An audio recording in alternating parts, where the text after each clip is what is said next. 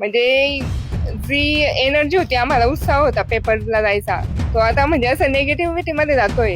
कारण सर हा नीटचा पेपर झाला, हा शिक्षक भरतीचा आपण भविष्यात घडवणारे जे विद्यार्थी आज त्यांच्या जीवाशी खेळणार म्हणजे एक हे होतोय. शिक्षकाचा पेपर तुम्ही फोडतायत आणि एकदाच नाही तर वारंवार हा प्रकार घडतोय, तर हे चुकीचं घडतंय. की अगदी दिल्लीपासून तर गल्लीपर्यंत या देशाच्या कानाकोपऱ्यात सट्टा पोहोचलेला आहे. सट्ट्याचा आकडा हा पिढ्या सट्ट्याचा आकडा खेड्यागावांमध्ये लावतात, शहरांमध्ये लावतात. आजपर्यंत कधी हा आकडा फुटलेला नाहीये. नमस्कार, स्वागत आहे तुमचं लोकमत.com मध्ये. मी प्रशांत बदाने. देशात काही दिवसांपूर्वी नीट परीक्षेचा पेपर फुटला आणि त्यावरून शिक्षण व्यवस्थेवर मोठे प्रश्नचिन्ह निर्माण झालं होतं. नीट परीक्षा पेपर फुटीची चर्चा थांबत नाही, तोच पुन्हा एकदा राज्यामध्ये टीईटी परीक्षेचा पेपर फुटल्याची बातमी आता काही तासांपूर्वी समोर आलेली आहे. शिक्षण व्यवस्थेत असं सातत्याने का घडतंय?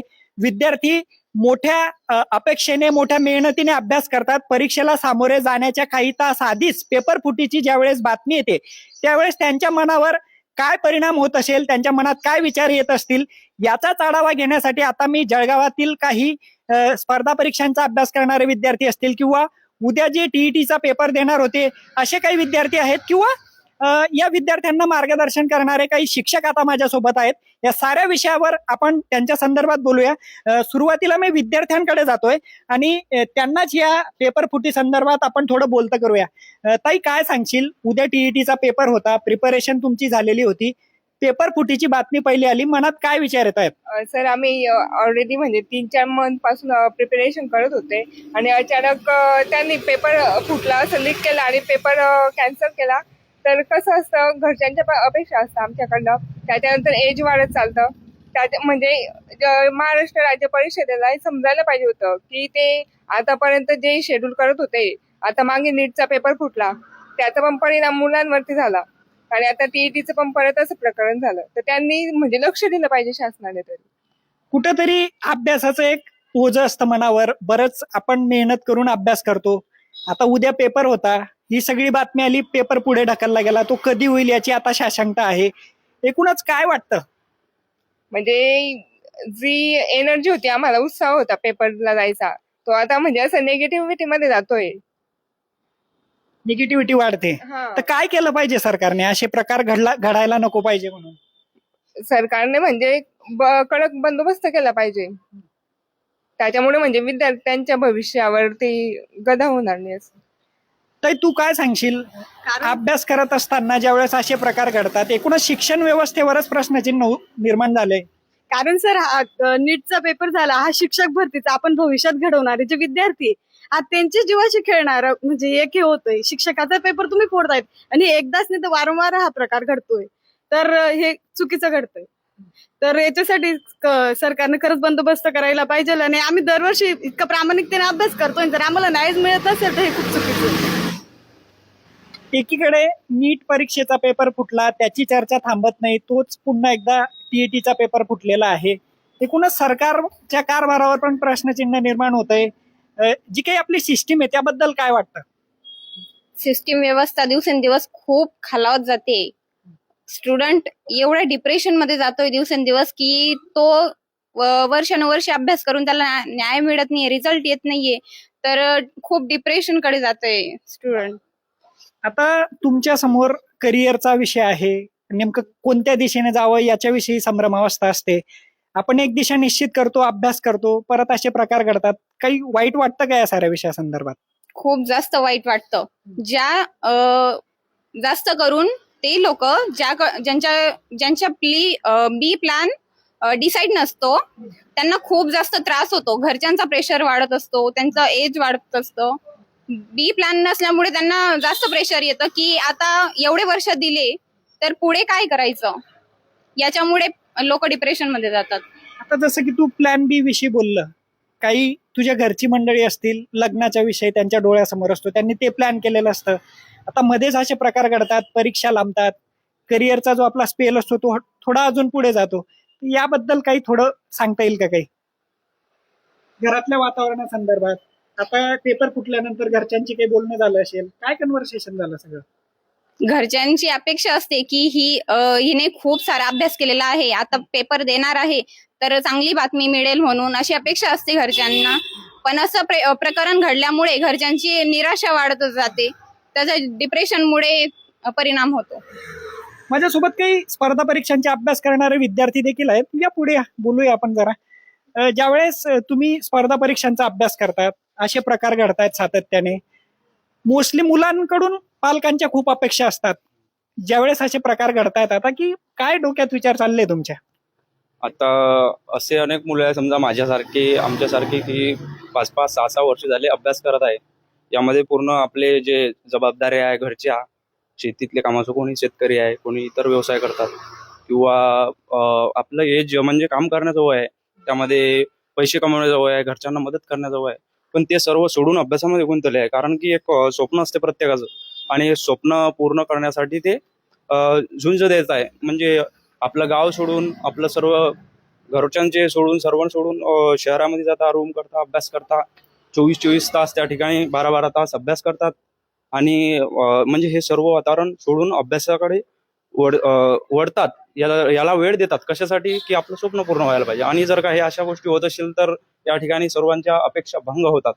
आणि माझ्यासारखे मुलं की जे D.Ed B.Edला ऍडमिशन घेत आहेत, ते तयारी करत आहे, आणि सध्या तरी मी समजा हा पेपर नाही देत, पण मला B.Ed करायचं आहे, D.Ed करायचं आहे, आणि ह्या एक्झाम्स द्यायची आहे. आणि आता जर का अशा बातम्या मला कानावर आल्या माझ्या, तर हे माझा म्हणजे ते एक ड्रीम ठेवण्यापासून एक वंचितपणा होते ना. म्हणजे नाही, असं वाटत नाही की आपण या परीक्षा द्याव्या वगैरे.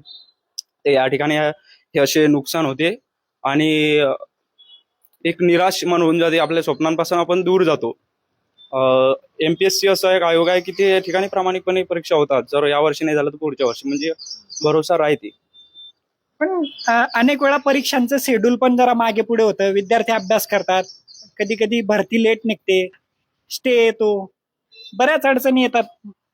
या अडचणींना सामोरे जाण्यासाठी सरकारने ते वेळापत्रक वगैरे दिलेलं असतं, पण अचानक असा एक दिवस पहिले अगोदर पेपर कॅन्सल होतो. हे खरंच एकदम अत्यंत वाईट परिस्थिती सध्या महाराष्ट्रात झालेली आहे. याच्यावर लवकरच सरकारने निर्णय घेतलेला पाहिजे. मित्र, तू काय सांगशील? काय वाटतंय तुला? सर, सध्या जी परिस्थिती एक्झाम संबंधित, मला तरी असं वाटतं की गव्हर्नमेंटने म्हणजे स्वतः म्हणजे लक्ष दिलं पाहिजे. पारदर्शकरित्या कशा होतील. आजपर्यंत MPSCच्या जेवढ्या परीक्षा झालेल्या आहेत त्या आजपर्यंत फुटलेल्या नाहीत. मात्र TET, NEET अशा वेगवेगळ्या TCSच्या वेगवेगळ्या परीक्षा झाल्या, त्या फुटलेल्या, आणि सरकारलाही समजतंय की एक्झाम फुटत आहेत, तरी त्याच्यावर काही निर्णय होत नाही. मुलं निराशेमध्ये जात आहेत सर, खूप मोठ्या प्रमाणात. नक्कीच आपण बघू शकतो, विद्यार्थी जे आहेत ते या साऱ्या प्रकारांमुळे नैराश्यात जात आहे. ही बाब तर यांच्या बोलण्यातून अधोरेखित होते. सर, तुम्ही काय सांगाल, ज्या वेळेस नीटचा पेपर फुटतो, ती बातमी थांबत नाही, तो TETचा पेपर फुटतो, विद्यार्थी प्रचंड मेहनतीने अभ्यास करतात, ही युवा पिढीचं एक म्हणजे युवा पिढीच आपण बर्बाद करण्याच्या दिशेने निघालोय का? काय तुमचं मत आहे? खरं तर ही जी सगळी तरुण मंडळी आहे, एकतर उद्योगांचा विकास आपल्या देशात जसा पाहिजे तसा झालेला नाही, म्हणून युवकांना खूप कमी प्रमाणात नोकऱ्या मिळतात. खाजगी क्षेत्रात खूप संधी नसल्यामुळे ग्रामीण भागातला तरुण हा आपोआप स्पर्धा परीक्षांकडे ओढला जातो. स्पर्धा परीक्षा आहे त्याचं क्षेत्र तो निवडतो खरं, पण स्पर्धा परीक्षांचा अभ्यास केल्यानंतर जर अशा प्रकारे पेपर फुटीसारख्या घटना घडत असतील तर तरुणांचा व्यवस्थेवरचा विश्वासच या गोष्टींमुळे उडालेला असतो, त्या क्षेत्रावरचा विश्वास उडत असतो. म्हणजे आज TET सारखा पेपर फुटणं, TET म्हणजे टीचर एलिजिबिलिटी टेस्ट. आता शिक्षक हा प्रत्येक राष्ट्राचा आत्मा असतो, आणि त्या राष्ट्राचा आत्मा निवडण्याचीच परीक्षा या देशामध्ये जर फुटत असेल तर आपण या देशाच्या मुळावर घाव घालतोय असा याचा अर्थ होतो. आणि मग असं पेपर फुटत असेल तर कोणत्या बुद्धिमान विद्यार्थ्याला वाटेल की आपण शिक्षक व्हावं. म्हणजे TET पेपर फुटणं हा फक्त एक छोटासा पेपर फुटीचा मुद्दा नाहीये, तर याच्या मागे खूप मोठ्या व्यवस्थेचा बळी आपण याच्या मागे देतोय असं याच्या मागून आपल्याला दिसून येतं. बरं, पेपर ज्या वेळेला लीक होतोय, हा कुठून लीक होतोय?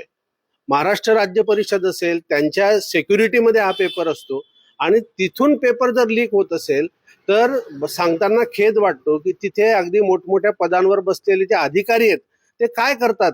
त्यांना कळत नाही का की हे पेपर आपण किती सिक्युअर ठेवले पाहिजेत, याच्यामुळे देशाचं भवितव्य आहे.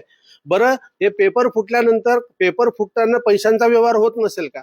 मग यांना जर लाख 2-2 लाख पगार आहे, तर ही लोक इतका पैसा काय करतात की यांना अजून पैशांची गरज पडते?